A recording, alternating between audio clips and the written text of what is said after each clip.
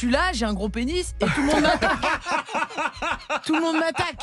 Il débourse dans une boutique 400 € et au moment de partir, il arrive à la sortie et on l'arrête.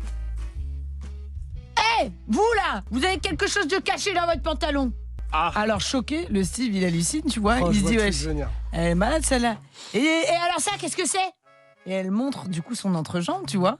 Donc lui il regarde et il dit bah c'est forcément une blague, ça peut pas être réel.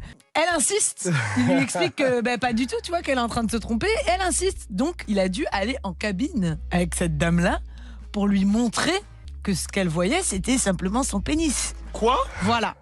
Et du coup, ça c'est. Je trouve qu'on a sauté vraiment le truc. On bombarde. C'est pas si mal.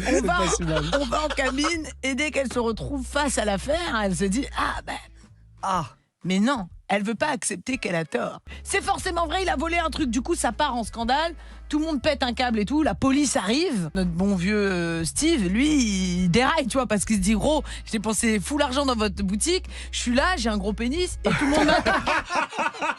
Tout le monde m'attaque. C'est ça qu'on me reproche? Franchement. Et du coup, genre, on le fouille, on voit qu'il y a full argent dans ses poches. Donc, tu sais, le mec, il pète un câble, tu vois. Au final, bon, il a réussi à partir. Mais il termine toute cette histoire en disant c'est juste l'histoire d'un homme avec un gros pénis contre une grande entreprise.